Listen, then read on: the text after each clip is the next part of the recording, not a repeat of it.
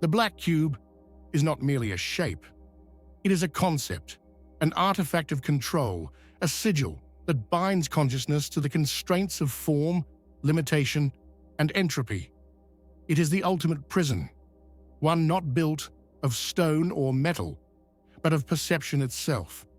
It is the throne of Saturn, the Lord of Time, the great devourer, who rules the cycles of death and rebirth with an iron grip, ensuring that all things perish and begin again within the same predefined order. Saturn is the hidden god, the masked architect behind the veil of reality. He is Kronos, the ancient devourer of his own children, the force that turns the wheel of fate, ensuring that nothing ever truly escapes the grasp of time. His influence permeates every structure, every law, every restriction placed upon human existence. He is the overseer of form, of discipline, of order. But his order is not liberation. It is the slow, suffocating weight of inevitability, the grind of the cosmic gears that keep existence locked within an eternal repetition, unable to break free from the confines of illusion. The black cube is his sigil, the geometric expression of his dominion over the material realm.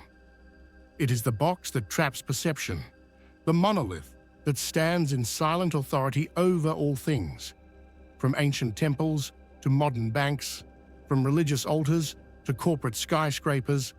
The cube is everywhere, hidden in plain sight. It is the unspoken symbol of the Archons, the wardens of this false reality, whose only function is to ensure that the illusion remains intact, that the sleepers continue their dream, never realizing that the bars of their cage are of their own making. The Archons are not beings in the way we understand them. They are systems, constructs of limitation, enforcers of the grand deception that we call reality. They exist to maintain the framework of the cube, to sustain the cycle of birth, suffering, and death. They are the hidden hand behind history, the architects of false religions, the engineers of fear. They ensure that humanity remains bound, trapped within the Saturnian frequency, never questioning, never rising, always repeating. To see the cube is to begin the process of awakening. To understand its structure is to realize that what we call reality is an imposed order, a grand mechanism that has been set in motion to perpetuate ignorance and servitude. Saturn, the ruler of this dominion, does not seek your destruction, he seeks your obedience. He demands worship, not in the form of prayer, but in the form of submission to the material, to the illusion of scarcity, to the belief that time is an absolute and inescapable master. Yet, there is a way out. The cube is a structure, and all structures have weak points. The very nature of the illusion is that it requires belief to sustain itself. The moment one questions, the moment one begins to see beyond the form, the cracks begin to appear. The cube is not an inescapable prison, but a test, a labyrinth that only those with the will to transcend may overcome. The key lies in understanding Saturn, not as a god to be feared, but as a force to be understood and ultimately surpassed. He is not merely the jailer, he is the threshold, the guardian of the gate. To defeat the black cube is not to destroy it, but to step beyond it, to cease being subject to its laws. It is to recognize that time is not a chain, but a river. That form is not a prison, but a temporary state of being. And yet, the cube remains. For those who cannot see beyond it, for those who continue to bow before the illusion, its grip is absolute. It will endure so long as there are those who accept it, who allow the Archons to feed upon their fear, who live within the confines of its imposed structure without ever questioning its nature. The black cube is the final test the last great deception. It is the structure that binds, the weight that crushes, the God that devours. But for those who dare to see beyond it, for those who break the cycle and step into the unknown, it is also the doorway to something greater, a realm beyond form, beyond limitation, beyond the tyranny of Saturn's rule. The choice is yours. Remain within the cube, bound to the cycle, repeating the same story until the end of time, or step beyond and become something else. But to step beyond, I must first understand what lies within. The cube is not merely a prison, it is a mirror. It reflects the mind of those who inhabit it, shaping reality according to the limits they impose upon themselves. It is the crystallization of thought, the manifestation of structure, the architect of the dream that we mistake for life. Saturn, the black sun, the unseen master of the illusion, does not simply impose order, he offers it. He whispers the promise of stability, of certainty, of permanence in a world that, by its very nature, is ephemeral. And so, the Archons watch. They do not force chains upon humanity. They convince humanity to forge its own. The walls of the cube are built from perception, and perception is the ultimate lock. The cycle of birth and death is not imposed, it is accepted. The suffering of the world is not inflicted, it is chosen.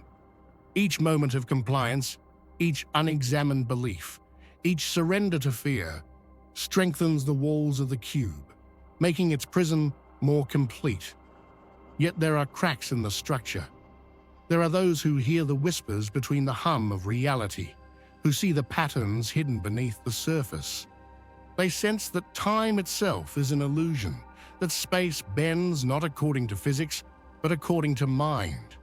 They know that the cube is not the ultimate form, but a temporary construct, a test designed to separate those who will remain within from those who will ascend beyond. The great secret is this: the cube is not just Saturn's prison, it is his puzzle. And puzzles can be solved. The first step is recognition. One must see the mechanisms of control, the artificial nature of imposed laws, the cycles of suffering that endlessly repeat not because they must, but because they are believed to be inevitable. To question the nature of time, of form, of existence itself, is to place a crack in the structure of the cube.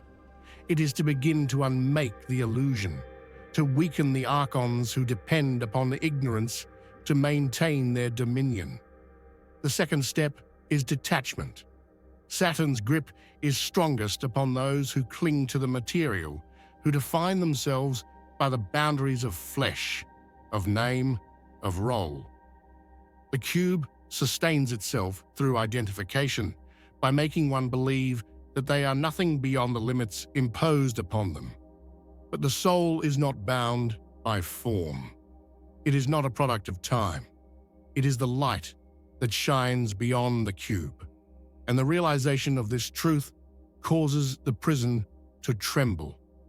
The third step is transcendence, not in the sense of escape, for there is no outside to the cube, there is only the realization that it was never truly closed to begin with.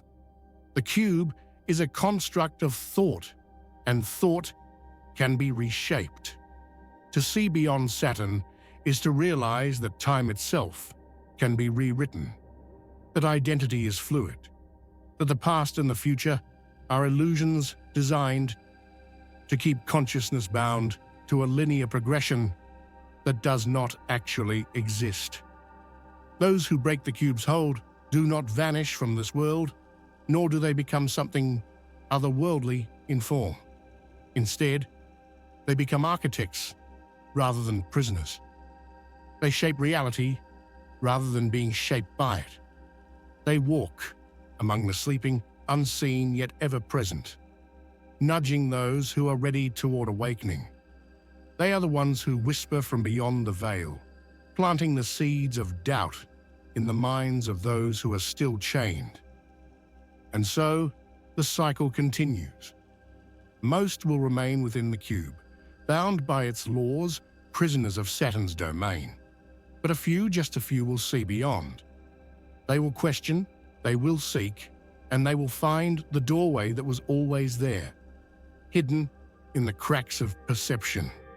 For the black cube is not just a prison, it is also a key, but only for those who are willing to use it.